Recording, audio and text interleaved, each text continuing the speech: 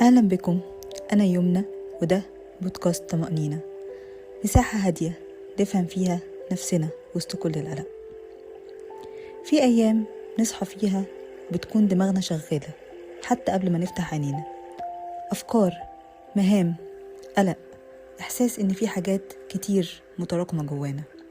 الفوضى الذهنية مش إن دماغنا بتفكر كتير وبس، لكن إن التفكير ده مش مترتب ومش بيخلص. الفوضى الذهنية بتيجي منين؟ من حاجات بسيطة جدا بس تأثيرها بيكون كبير. أكتر حاجة بتعمل فوضى في دماغنا هي الحاجات اللي مخلصناهاش، زي مثلا البيت مش متروق، شغل متراكم، مهام لازم تخلص بس مفيش وقت، حاجات مؤجلة ودايما بنقول بعدين. فتفضل دماغك شغالة نفسيا حتى وانت مش بتعمل حاجة فعليا. دماغك بيفضل يأجل المهمة، والأصعب إن العقل بيفضل شغال حتى وانت نايم، تفكر في اللي فات واللي جاي واللي لازم يحصل، وده استنفاذ نفسي كبير من غير ما نحس.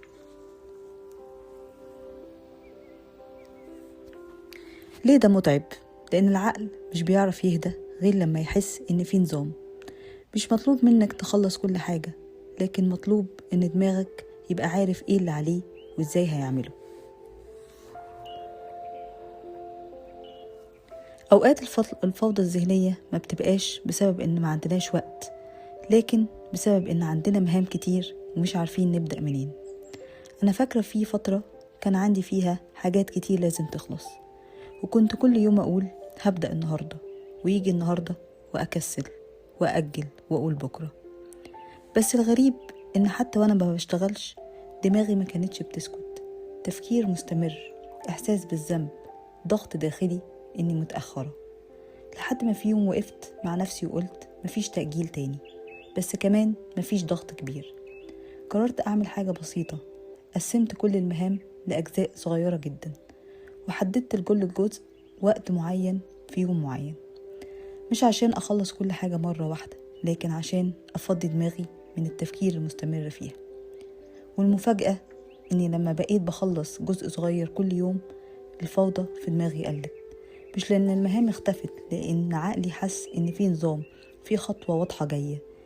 ويمكن الدرس اللي اتعلمته من التجربة دي إن الفوضى الذهنية مش دايما بسبب المسؤوليات، لكن بسبب إن مفيش خطوة واضحة قدامنا. مش لازم تنجزي كل حاجة، كفاية تعملي خطوة واحدة واضحة، لأن العقل لما بيشوف طريق بيهدى.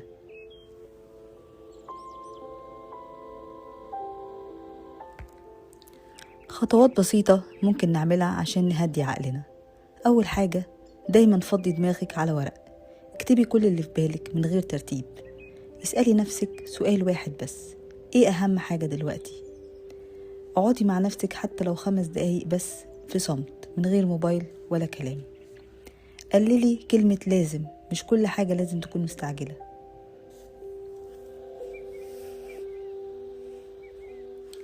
في روتين بسيط ممكن نعمله قبل النوم، اكتبي ليست صغيرة بالحاجات اللي عايزة تعمليها بكرة، مش عشان تضغطي نفسك، لكن عشان تقولي لعقلك ما تقلقش، أنا شايفة اللي عليك. وبعدها اكتبي 3 حاجات انتي ممتنة ليها حصلت في يومك، لحظة هدوء، كلمة حلوة، حاجة خلصتيها. الامتنان مش بيغير الواقع، لكن بيغير إحساسنا بيه. ربنا سبحانه وتعالى قال في كتابه العزيز: لا يكلف الله نفسا إلا وسعها. يعني مش مطلوب منك تشيلي كل حاجة مرة واحدة، ولا تعيشي في سباق دائم. الطمأنينة مش إن الحاجة تخلص، لكن إنك تعملي اللي تقدري عليه وتسيبي الباقي على ربنا.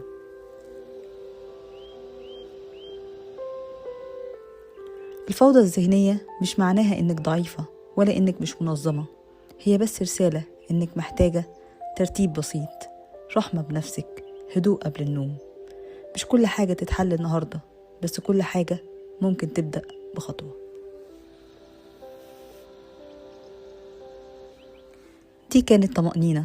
لو الحلقة حسستك إنك مش لوحدك، ده معناه إنك إنسانة طبيعية.